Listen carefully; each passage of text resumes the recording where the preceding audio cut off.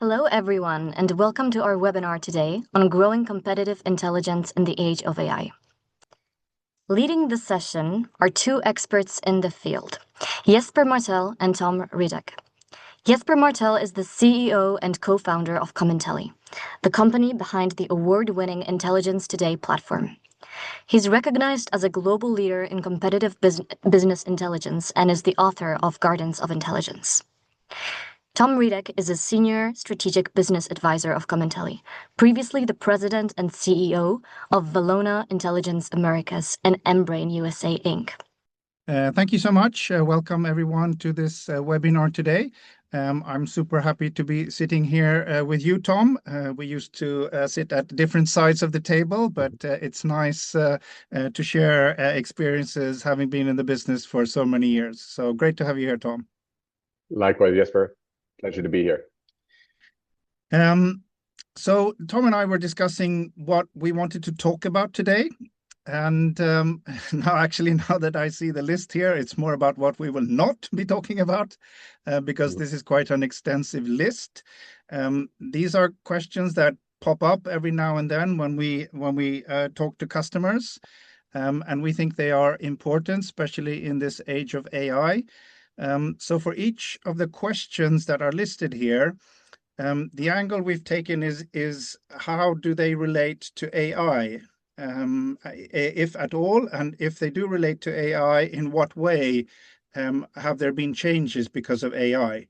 That's been the angle that we've kind of put on each of these questions. So we'll go through them one by one. Tom and I, we've been in the business for a long time. We do have a lot of opinions, but that doesn't mean that they are all correct. There's so many things that can happen. No one can really foresee what's in the future. So I want to remind everyone that I know we have some very experienced people in the audience as well. Please do use the chat to either comment or disagree or ask questions or follow-ups. We'd be happy to make this more of a conversation than provide you with any correct answers, which I don't think anyone has. So this is more of a discussion on the times that we're in right now. Good. So with that said, let's get into it. And this is a question that pops up once in a while. What does market and competitive intelligence even mean today in the age of AI? And the slide that we show here and the definition, won't go very much into detail on that, on any definitions, but basically it's about monitoring your business environment, internal, external sources, making sure that you find opportunities or avoid threats. When you're working typically with strategy, but it can also be a bit more tactical. Tom, do you have any sort of thoughts on this? Has has this definition changed because of AI, or is this still very much valid, do you feel? I feel it's very much valid. When you're looking at the 5 forces here on the right side of the screen, it makes it super applicable to history, to present, and to future as well. Everything that's changing, things are changing more rapidly today. So it just makes it more essential. I just frame it in a big picture. I always framed it in intelligence is about getting the right insight to the right people at the right time for faster and better informed decisions, right? In a nutshell. I think the big question is today, what's changing is what is the right time? The right time is earlier and earlier and earlier so that you are anticipating, right? But I agree with this definition here. Yeah, and I found it a bit interesting as well. I have another slide, what Gartner's definition of competitive intelligence is, and remember now that Gartner is maybe the most prominent IT analyst company, so very technology focused. But I thought it was interesting when you see what their definition of competitive and market intelligence is. It's very similar to ours. So again, solutions that enable you to gather, analyze, and exploit insights on business environments, objects like industries, companies, products from internal and external sources. I think this is a great definition, and it's quite straightforward. What I thought was interesting about this is that even Gartner, they don't really mention the word AI anywhere in their definition. So from that aspect, I don't think that AI has, affected competitive intelligence as such very much. AI is another technology tool, yes, but the main parts of CI are still very much the same, as a matter of fact. Do you agree with that, Tom? 100%. Like so many things, AI Yeah. is a tool. As Yeah. Microsoft put it, co-pilot. I like that, right? It's the Yeah. co-pilot to what we are doing. It's Yeah. not the pilot per se. Yeah. But I also agree that perhaps it is. I mean, there are changes happening still, so it's not exactly the same. This to the left here is the traditional intelligence cycle that probably most people have seen, where you plan, you collect information, you process it, you analyze it, and then you send it out. And I do think this has, however, changed a lot because of AI. And it's not as, I think this was more adapted to the past when things were more centralized, more controlled. Things went much slower as well. So I think that's because of, as you said, Tom, there's the velocity of things. Things are happening much faster, but there's also so much more information to manage. So I do think there is a change here, and sometimes we work with this image here, which is, we call it the intelligence web, which is not really a cycle in a sense. We try to illustrate this so that it would be more dynamic and not so sequential. You can kind of start in one place and then move to another. You go back and forth between these different tasks and actions. And we also added one thing in here is the word action. Is that it's not enough, like the old cycle, that it ends in dissemination. You just send things out and hope that someone reads it. But I think CI has to be much more about action and decisions and making sure that it's being used as well. Yeah. Any thoughts on that? Sort of in terms of the new CI? As you put it, yeah, the old one works well with a centralized function, the older style. And sometimes I even question, how perfect was it? It was good to show the cycle, the model, the structure, to have a process. But there always was the overlap, the going back, the checking, the verification. The new one, the future of the industry is much more decentralized now. And it also requires expertise across different areas of the organization. So this new chart, it reflects that much more. So it's changing, right, from reactive, report-driven into a more proactive, decision-centered capability, right? Mm-hmm. So it's becoming faster, more dynamic, more integrated. It's shifting from collecting data really to sensing signals. So this new intelligence web, I think it frames it very accurately. And when you say decentralized, do you think that means that we won't see, like maybe more in the past, that there was, a central CI function reporting to the strategy officer? How do you think that will look going forward? I think that some companies will have it depending on how it's based, and so often it will be within units.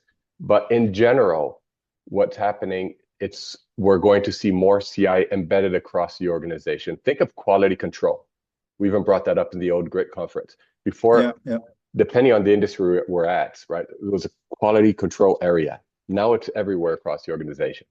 The same thing's going to happen with competitive intelligence.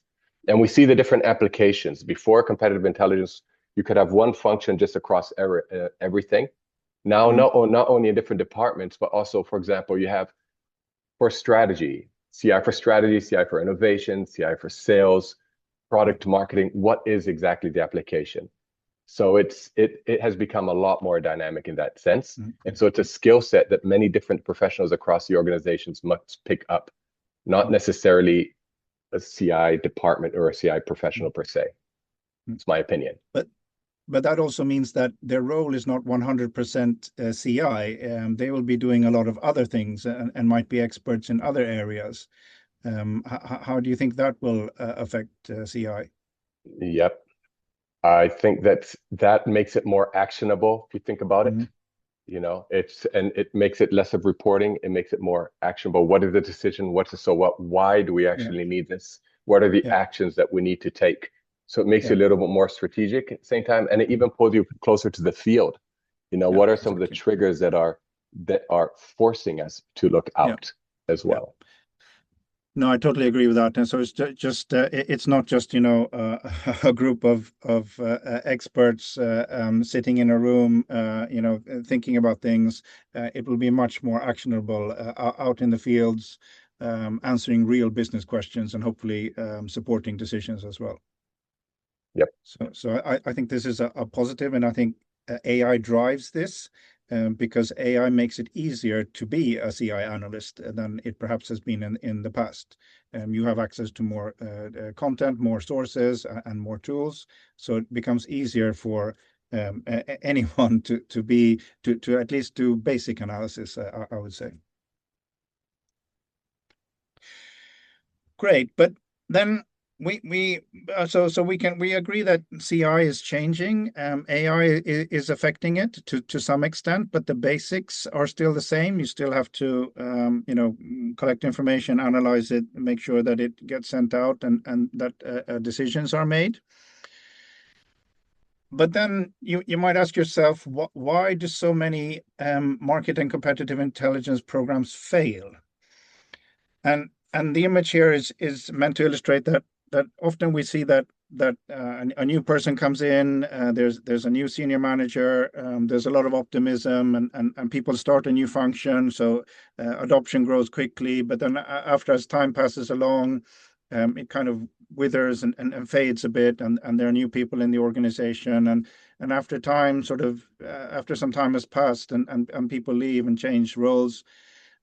CI kind of dies, unfortunately. And when this happens, I think there are, at least from my perspective, there are 5 main reasons for this, and see if you agree with me on this, Tom. But the number one reason is often when we ask is that why didn't this last, is that there has been an unclear definition of what the purpose of CI is. Why are we doing this? Who's the target group? Is it executives? Is it strategy? Is it R&D? Is it sales? And as you said, people, Tom, I relate to that as well, is that maybe it's a little bit too far away from the business. So people start questioning why we're doing this. I think that's a big reason, perhaps the biggest reason. Any thoughts on that? Yeah, I think the closer you are to the business, the more credibility you have also with your stakeholders in what you're doing. Yeah. And the action that you're trying to acquire to deliver within it. Mm-hmm. So if you are, let's say, you're involved in strategy, you're looking at CI with a different lens and a different angle for that particular function. If you're looking at sales, it can be more tactical. You're working more with immediate pricing intelligence or other things or new product launches or what it may be. So when you're closer to the business, often it brings you closer to the benefits, easier to show the benefits of what you're producing. If you're further from the business, sometimes it can be, you can fall into, not that I've seen it work, but it can be tricky sometimes to always be meeting the end stakeholder needs, or at least to be perceptually seen meeting those needs, harder to prove ROI.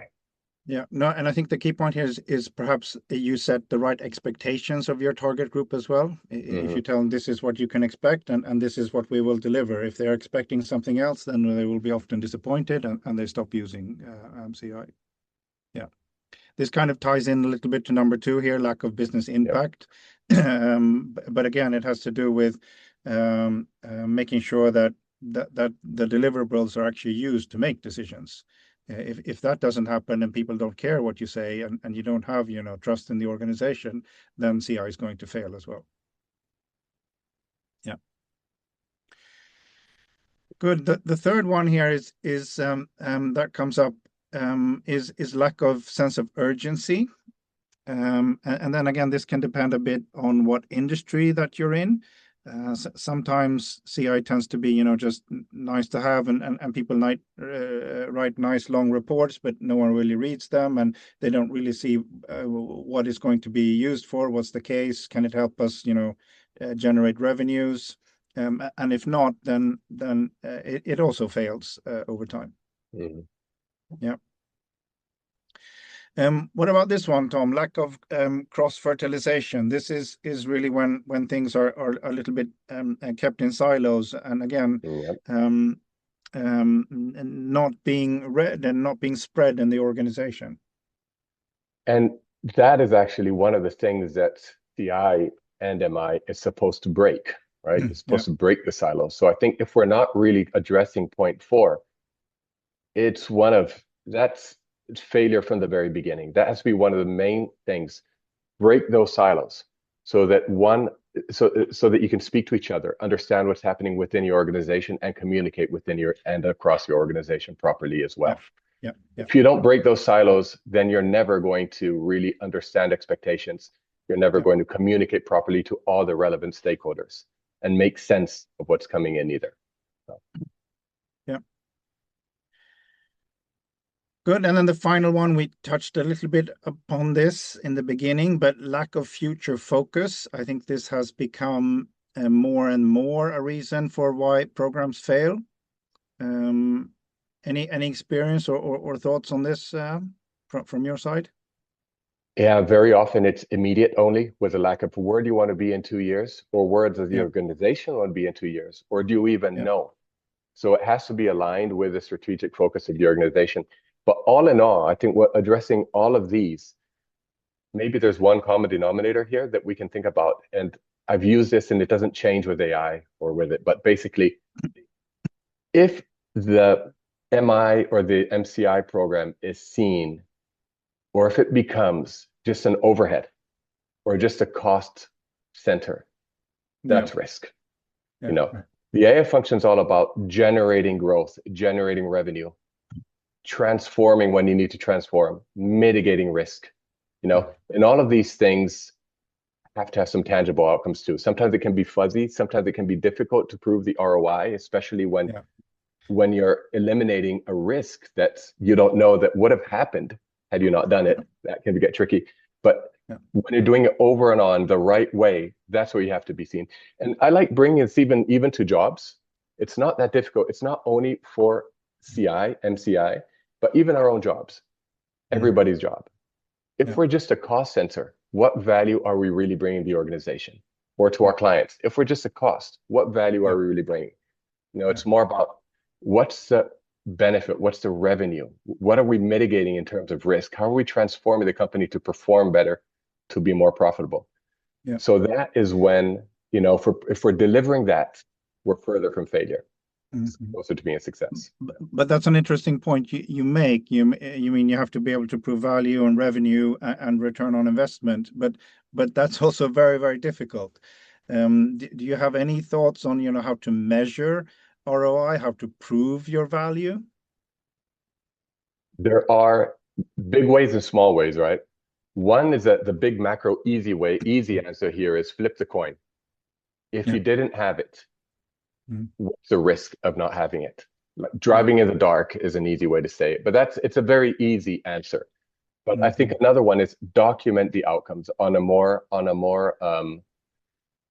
day-to-day basis. What are you really doing? Document and be close to the stakeholder as well, so that you can keep track of what you are really, really doing within the function, what you are providing, what you are recommending, and some of the decisions that the company has been making as a result of the work that the MCI program has been doing. Yeah. So that takes a little bit of work, a little bit of discipline, I'd say, is a better word. But that's one of the best ways really to do it, so that you can even report, look, this is what our program or our MCI function has delivered this month or this quarter or this year. Keep that track record there. Tying it to some of the big, even small, but sometimes big decisions that the company has made that perhaps it would not have made without the work of the MCI program. Yeah. Good, thanks. Now we've talked about the gloomy part and why programs fail, but let's switch a little bit to what makes a program successful. And here we have three building blocks, information technology people that we often come back to. And I actually have a little story here that we did a customer survey last year. And Comentelli, as you know, we are a software company. And we asked our customers and partners why they're using Comentelli platforms. And of course, being a technology company, I was kind of expecting that they would answer it's because you have AI and you have these and these features, and you're a SaaS company and you have nice alerts and et cetera, et cetera. But I was a little bit surprised that I mean, this came back to a certain extent, but what customers say very much why they like working with us is also because of the information part. And that was a big factor, that we have, content connectors and curated sources, and we put a lot of focus on that, getting the right information. That was more important than I thought. But also the people part is many say that for this to work, you have to understand competitive intelligence, and our team understands the business cases and what's this going to be used for, what are the outcomes that people are expecting. And these three have almost, I'd say, equal importance when in order to succeed. If you have one of these, the best technology in the world, but you have no information and no people, then it won't succeed. And likewise, you might have great information, but if you don't have tools to distribute it and people who understand how to use it, then it will fail as well. And same if you have great information and great technology, but you don't have the right people who can put it in context, then it will also fail. So that was a kind of a big aha moment that the best CI is not just technology. You need all these three components. And I would say, I would like to say that technology is the most important, but you do need all three for it to work. So I think that was a big, an important realization. How have you seen this, Tom? Is this sort of in line with your thinking as well, or are any of these more important than the other? I really, really love this. And there's so many reasons to it, Jesper. But it's everything coming into one. But I think I'd like to first start with the output. Let's think about our stakeholder. When we're reporting something within intelligence, do we want the reaction from our stakeholder to be, okay, now I know this happened? Yeah. Or do we want the reaction of our stakeholder after we've shown something and after we're describing something? Do you want their reaction to be, oh, wait a minute, wow, what's going on here? We need to act on this. I think everybody here wants the second. We want that reaction of, okay, actionable reaction. And it's bringing these three together that we're going to be able to form that. It's never one in isolation from the other. And I like it in your book, which I've read, The Guardians of Intelligence, where you describe, and if anyone here hasn't read it in the audience, I would really suggest you read it. It's a very, very interesting part which shows how much, in Jesper's recommendation of how much emphasis each one of these three items goes into each of the phases of intelligence, right? So it's very interesting. But the point is, all three of them need to come together. As a matter of fact, one of the portfolio of customers that I've already served over my career, we're talking about many, many, many different multinationals. We've seen that the retention and the engagement has been a lot stronger when there is a clear spread between these three different components. When it's only focused on one particular component, it's harder to have that engagement and consequently the retention. Okay, so the three come very well together. I think this is a very good, very important slide. Sorry if I rambled a bit here. It kind of varies over time, depending on your maturity level and where you are. Sometimes technology is a little bit more important. Sometimes information is a little bit more important, and sometimes people are a bit more important. So depending on where you are in your journey, these factors, the importance of them might change, but it's always these three in some combination. I think that maybe we're getting ahead because I think that further on, I was looking at the agenda you showed, we're also going to talk about a few different points. So I'll just bring it up now. We can go a little bit later, but I don't believe in the one size fits all solution. Let's put it that way. And so the nice thing about this is that you are actually addressing things properly to the circumstance that you're in. Right? Everything's different. Every company is different. Every environment, some are centralized, some are not. Some competitive environments are more fragmented, as a lot more consolidated. So everything is different, and you need to be able to adjust the culture of organization, these three areas accordingly. Yeah. No, you're right, and thanks, by the way, for your comments about the book. If anyone is interested in the book, please send me a note or send us an email, and we'd be happy to send you a free copy.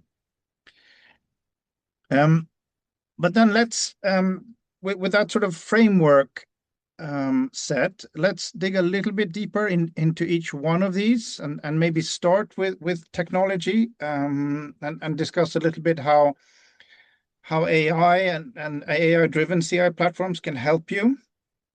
This is a slide that it's about 3-4 years old, but the purpose is really to show that if you have a tool in place, it will allow you to do more great work, more analysis and insights, whilst the tool will be doing more of the grunt work, which we call the information research. And I think this is still very much valid. I do think that CI platforms can help you do a lot of the grunt work of finding information and doing searches and being notified and things like that. But it's been interesting to see in the last couple of years, and we had a discussion about this, me and Tom, is what does the word analysis really mean, and how has that changed the meaning of the word analysis in the last couple of years? And I like your thinking on this, Tom. I think you had a couple of examples even of that. Yeah, this is a very interesting topic. The tendency here is that this is going to become more and more 45 degrees, I believe. Right. But yeah, when we're looking at great grunt work equals information insight, and then great work analysis and insight. Yeah, and the fact is, AI is doing more and more great work. That means more analysis and insight. But what is analysis, as you said? That is the big question. In the old days, analysis, just some basic analysis done by humans, is considered analysis. Now, perhaps some analysis conducted by AI is already very advanced analysis. But there is analysis that the human needs to do that's very, very important that the AI won't get to yet. But that's why it shows that 45-degree angle a little bit further.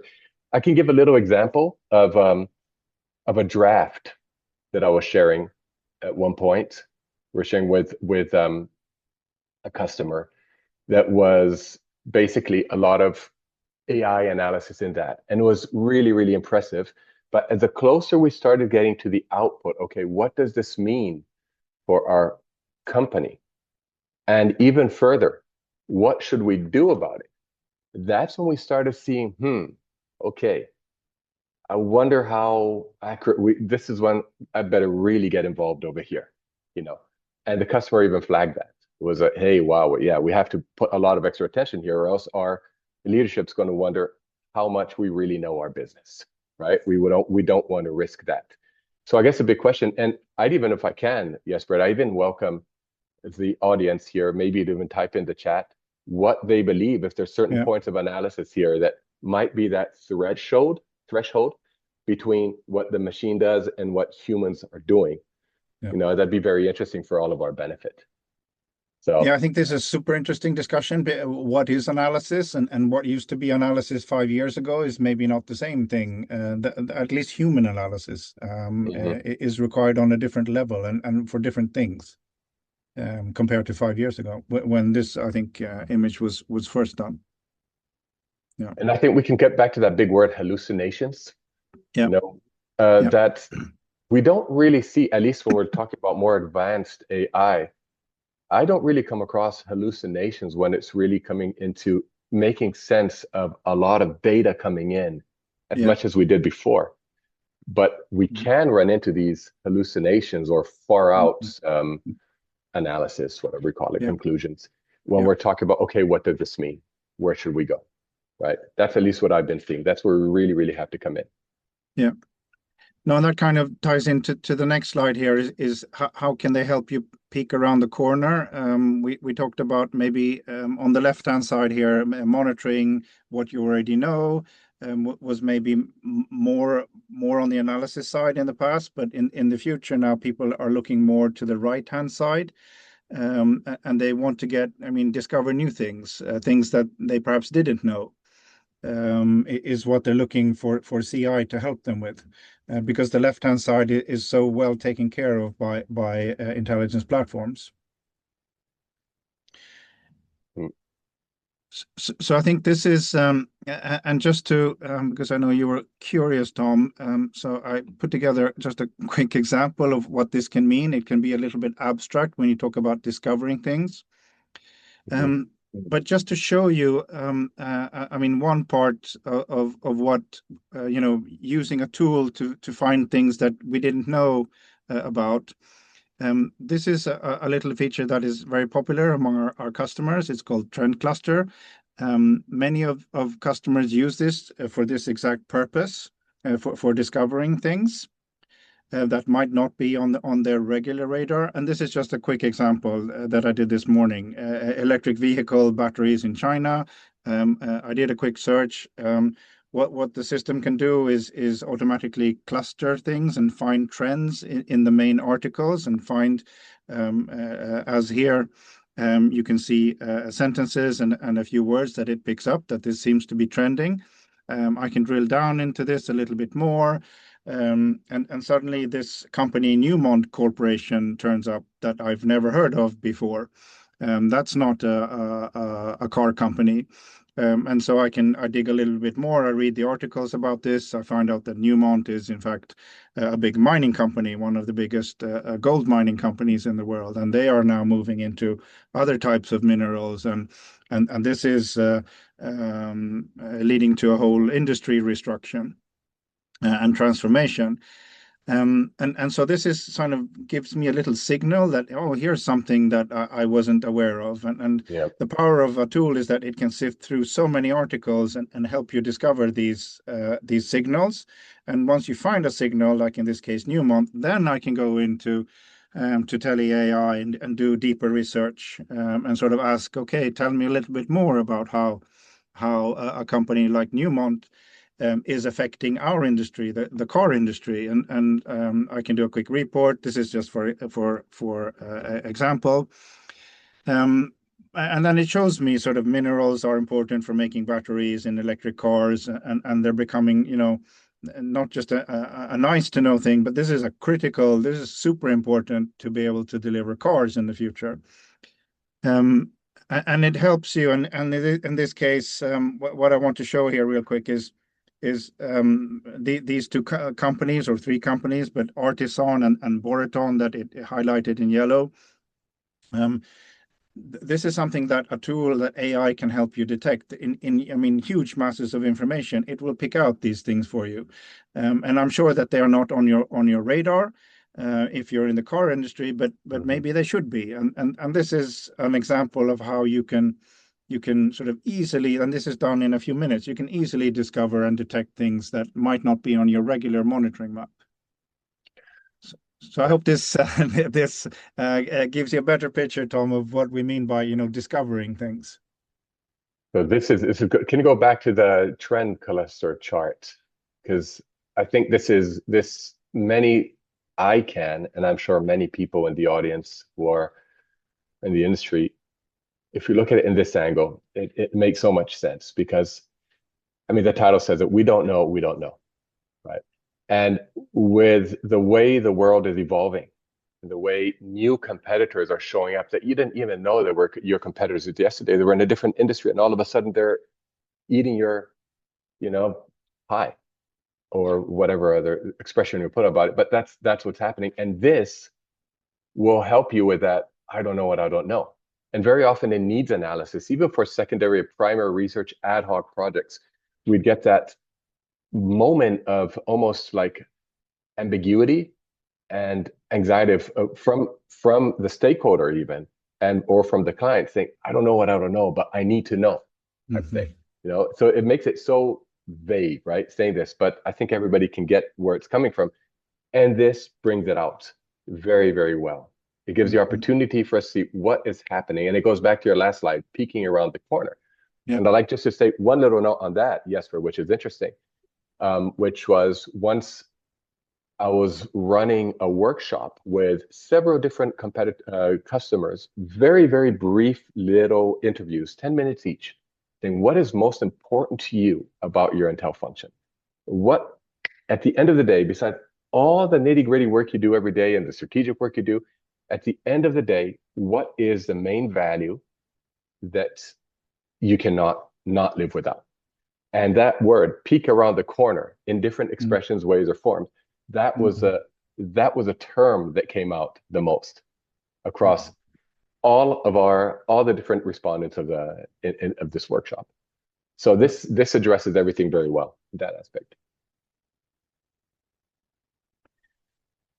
Good. Well, hopefully that gives you an idea of what can be done. I think I'm just going a little bit more, and we don't need to spend too much time on this, but this is a question that comes up, augmented intelligence. We've talked a lot about the sort of the technology part.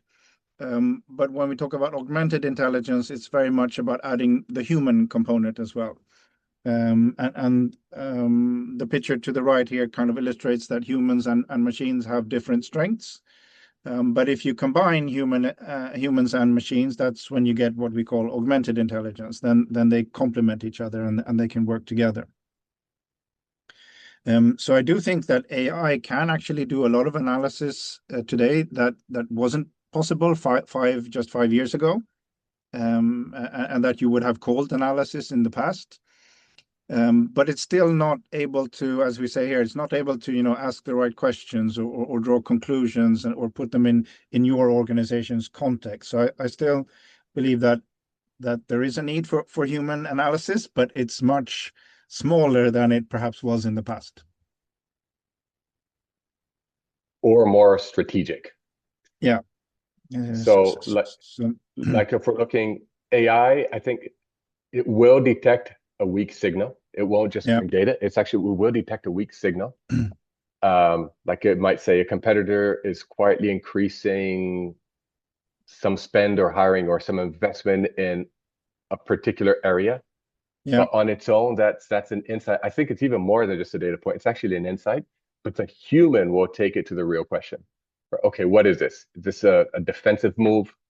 Is this a preparation for a new product launch? What is that? And challenge it. Come in with the challenges for, okay, next steps. What do we really do about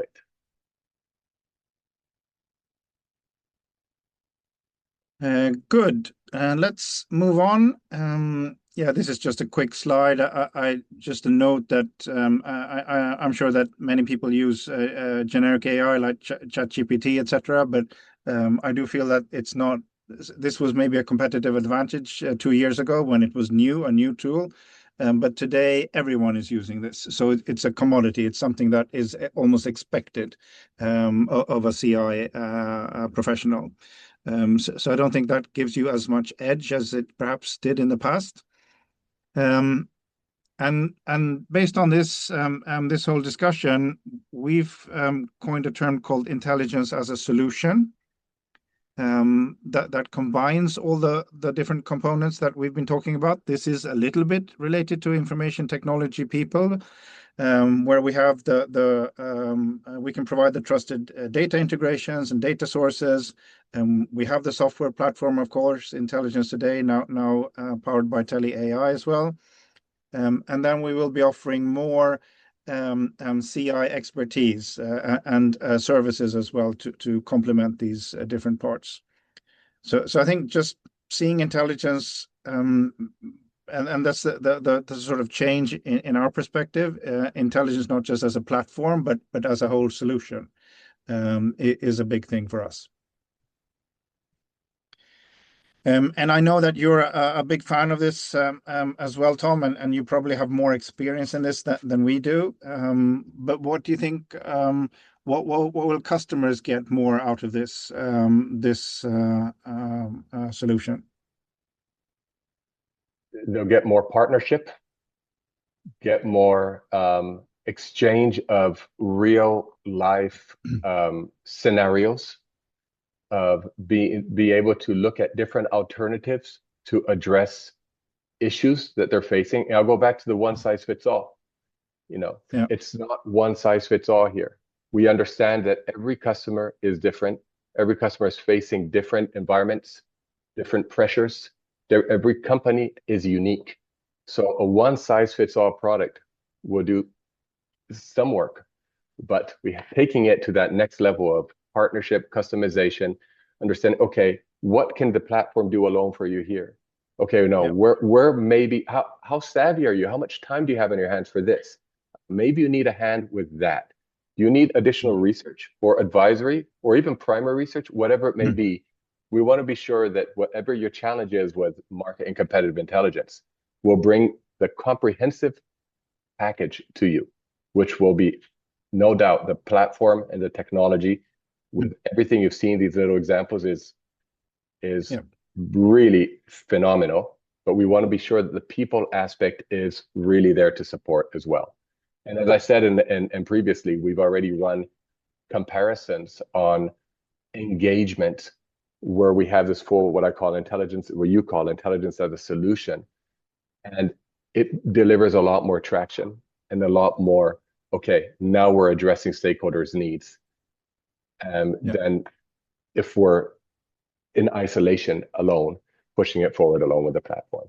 So yes, but I'm very excited about this. I think this is a very strong move. And just to be clear, I mean, we are still very much focused on the middle piece, the software platform. It's hard to take that out of us. So the data and content integrations and the CI expertise and services, we will work very much together with partners to be able to provide this as a complete solution, where each of the different companies involved will contribute with their areas of expertise. So I think this is difficult maybe for one single company or one person to deliver this whole solution, but together I do think that this is what customers want and what we will deliver. All right, I see that time is ticking. We have 2 more slides just to run through before we go into the Q&A section. So please, reminder, if you have any comments or thoughts or questions, then please type them in the chat box. This is kind of a little bit of a conclusion. Why do you think people should invest in an AI-driven tool, Tom?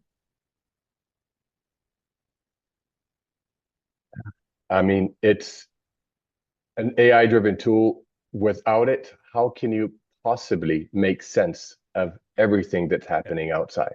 I think I read it I think it was in your book that I've been doing I did some fresh reading, that IDC or someone said that every year or every 2 years, the amount of data out there is just doubling. I mean, how can you possibly deal with that? without an AI tool. without some sort of a tool. Yeah. Yeah, you need it. You need it. The amount of time it saves, and now with Intelligence Today, the Commentary platform, which is incredible. I mean, the way it digests it and it depicts the data, turns it into you saw just one example with the trend cluster. You know how that can help us with the analysis. So the people job becomes a lot easier with such an intelligence tool. Yeah.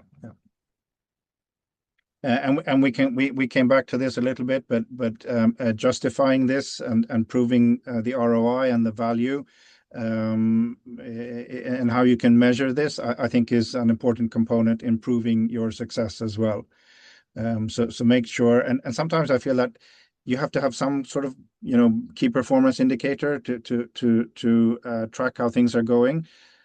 Sometimes I feel it doesn't really matter which one you choose, as long as you choose something to measure progress. Look, this is what it was before, and with the tool and with CI, this is what we are doing now. Just something to compare before CI and after CI. Maybe an interesting way to say it also, Jesper, is like from before to after, right? Just thinking here. Yeah. From awareness to anticipation, right? I think that's one big one. From reporting to, let's say, decision shaping type thing. So it's, from information to saving time, to influence outcomes, right? Not just to understand them. So it's very powerful. Great. Let's start wrapping up. I'll try and summarize 6 key things that successful CI functions have in common. We've talked about all of these, but one obviously is you have to understand that you need CI, but also the purpose. This is one of the main reasons why CI programs fail, is that the purpose is unclear and the target group is unclear. So be very clear with that. The other thing, again, is the right combination of information technology and people over time. So these components should all be in place, but the importance of each varies a little bit over time, as I describe in my book as well. The third is external information sources. I think this is an important success factor, because with external information you can quickly find low-hanging fruits and quickly offer value to your users. So I'd like to push for prioritizing quality over quantity. If you have good quality content in your tool, then you will automatically get people returning and using it. Number 4, we talked about this. This is the internal information. How do you get this out in the organization? It becomes more decentralized. People find signals from the field that they can contribute as well. So get all your users involved in CI.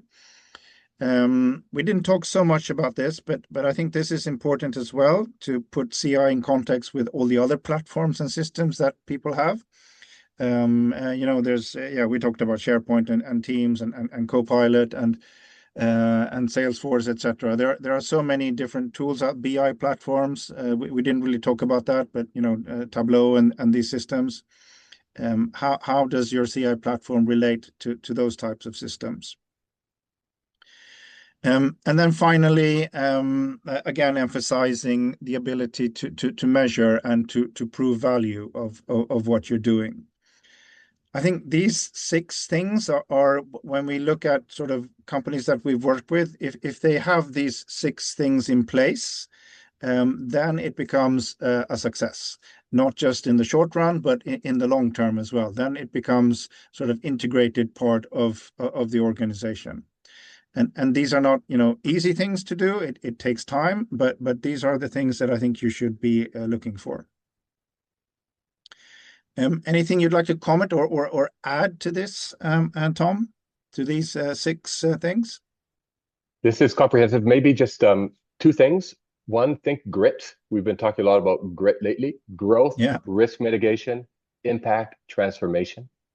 So a successful function will be looking at that output.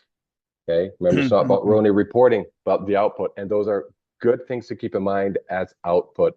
And I think another very important thing here has to do with the style or the personality or the professional, right? Be a trusted advisor and be a storyteller. I think we're seeing more and more what becomes storytelling. There's so much data out there today that if we just deliver data points, what type of impact are we really making? So if we can communicate that through proper storytelling or just showing what a situation could look like or context, it makes a big difference as well. But these are really good points. So adding a little bit of, storytelling, creativity, getting the message across. Yep. Yeah, not just facts and figures. Yeah. Great. Well, thank you so much. Thanks everyone for listening in. We do have 2 questions from the audience. The first one is, what new skills and roles will CI leaders need to build credible influence in their companies? Yeah, do you want to take a stab at that, Tom? Sure. I think it ties nicely with the last comment I made, actually, on this trust and storytelling. So I think one is, of course, you have to be a domain expert, but that is with anything you're doing within your company. But understand that fine line, that question we actually threw to everyone. What is the analysis that the human should really put more emphasis on? So how to really leverage the AI to its best potential, and then where to really come in. And with that comes the next point, which is trust, building trust with your stakeholders. And then with that, how to communicate the message so they can really drive impact. So the storytelling as well. I don't know, Jesper, anything to add there? Yeah, no, I like that you provide the soft human skills. I'm more like hard technical skills. I think one skill that the CI has to learn is prompting. AI prompting is a new skill that I think people will, and I've seen some examples of really terrible prompting. If you do a bad job at that, you will get bad output from your tools as well. So I don't know if there are any courses where you can learn about that, but I think prompting is a key skill to have. And one interesting thing within even Telly, which is a research assistant that in Tom and Telly's platform, there are some tips on proper prompting, I noticed, which is very helpful. Great. Well, any more questions? We have one last quick question. What are the biggest risks of over-relying on AI in intelligence work? Yeah, I think from my perspective, I think there are 2 things that you have to be careful about when you work with AI. One is obviously, and this ties to your point a little bit as well, Tom, is trust. Make sure that the sources that you use are relevant and trusted and reliable. There's a lot of fake news out there, and I think that's a risk factor that you have to consider, and perhaps also a skill is to be able to evaluate information sources. So it's a risk, and in order to avoid the risk, you have to develop those skills. The other one I think also is you have to remember that AI is based on past events. It's based on historical data, and it doesn't always. That means that it's maybe not always the most creative, or it doesn't have new thinking. So it's very good at organizing data and finding things and structuring and finding signals and things like that. But then applying that and discovering something or something new is maybe something that AI is not quite there yet, and where I think you have to be a little bit careful sometimes. Anything you want to add to that, Tom? I think those are really strong points, just with CI in general, not even particularly to AI, but also with AI. Remember the ethics, the ethical guidelines. It's always important, and internally as well, the compliance. what company policy allows and versus where you have to be careful. So those are always very important things so that we're walking the line. Great. I think our time is up. Thank you so much, everyone, for attending. Thank you so much, Tom, for a brilliant conversation. I really enjoy Thank these. you. I wish we had another hour, but maybe we'll have to schedule that some point in the future. I think there are many more questions that need to be addressed in this age of AI as well. And so I'm sure we will be back again. Thank you so much once again, and bye. Thanks,